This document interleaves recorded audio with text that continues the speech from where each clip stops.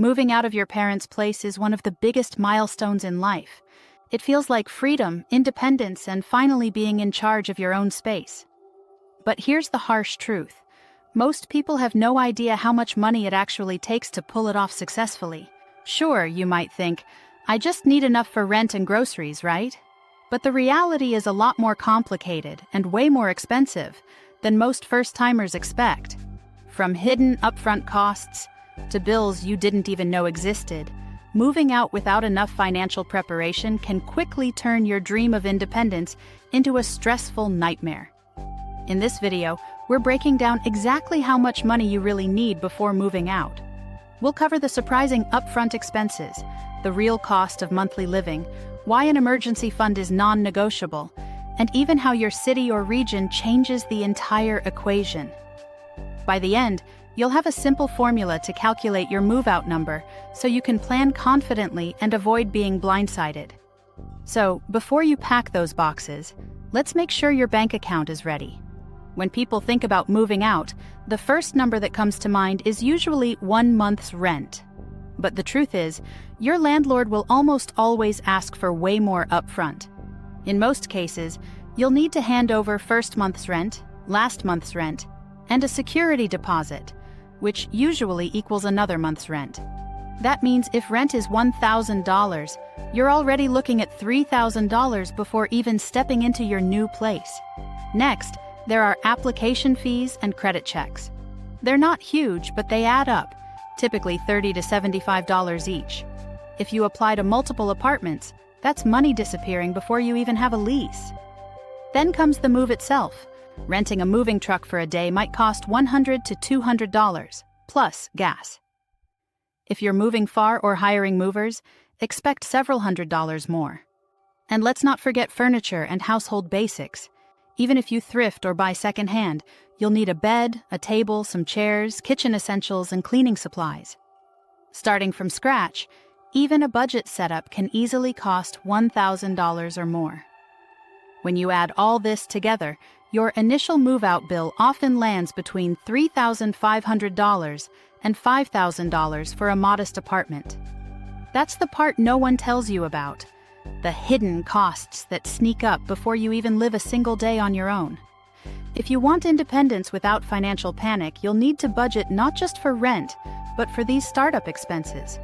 Once you've covered the upfront costs, the next challenge is managing your monthly living expenses. This is where most people underestimate how quickly the bills stack up.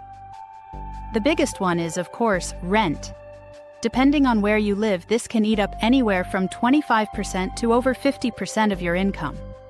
A common rule of thumb is the 30% rule, meaning your rent shouldn't be more than 30% of your monthly take-home pay.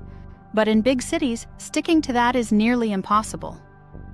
Then there are utilities. Even if rent looks affordable, you'll need to budget for electricity, water, gas, trash, and internet. Together, these can range from $150 to $300 per month. Some apartments include certain utilities, but many don't. Next up, groceries. A realistic budget is at least $250 to $400 per month for a single person, depending on how much you cook versus order takeout. Add in cleaning supplies, toiletries, and the occasional coffee run, and you'll see your spending grow. Don't forget transportation. If you own a car, there's gas, insurance, maintenance, and possibly parking fees. That can easily hit $300 to $600 a month. If you rely on public transit, passes usually run between $50 and $150 depending on the city.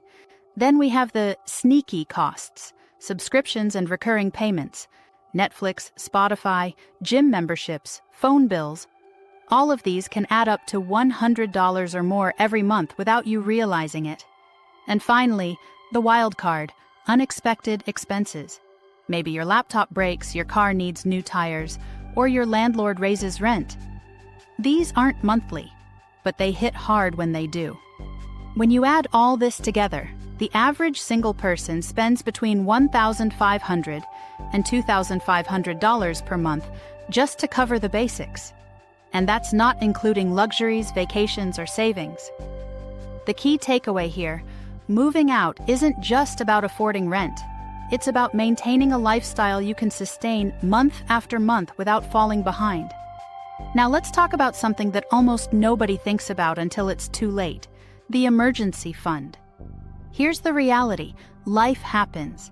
You could lose your job, your car could break down, or you might face an unexpected medical bill. Without savings to fall back on, you're one accident away from debt, stress, or even having to move back home. Financial experts recommend having at least 3 months of living expenses saved before moving out. For some people, 6 months is even safer. If your monthly costs are around $2,000, that means you'll want at least $6,000 sitting in an emergency account that you don't touch for anything else. Why is this so important? Because emergencies don't care about your lease. Imagine your laptop dies when you're using it for work, or you suddenly have to cover a medical bill. If you don't have cash set aside, you'll end up borrowing money, using credit cards, or falling behind on rent, and that can spiral fast. Having an emergency fund gives you breathing room. It turns financial disasters into inconveniences instead of crises. It's not just about being responsible, it's about protecting your independence once you've worked so hard to earn it. So if you're serious about moving out, don't skip this step. It's the difference between surviving on your own and truly thriving on your own. One of the biggest factors in determining how much money you'll need to move out is where you live. The cost of living can vary dramatically from city to city, or even between neighborhoods in the same city. Take rent, for example. A one-bedroom apartment in New York City can easily cost $2,500 a month or more. Compare that to a smaller city in the Midwest, where the same type of apartment might be $800. That's a difference of almost $20,000 per year in rent alone. But it's not just rent. Utilities, groceries, transportation, and even eating out are all tied to your region's cost of living. A gallon of milk that costs $2.50 in one state might be $4 in another.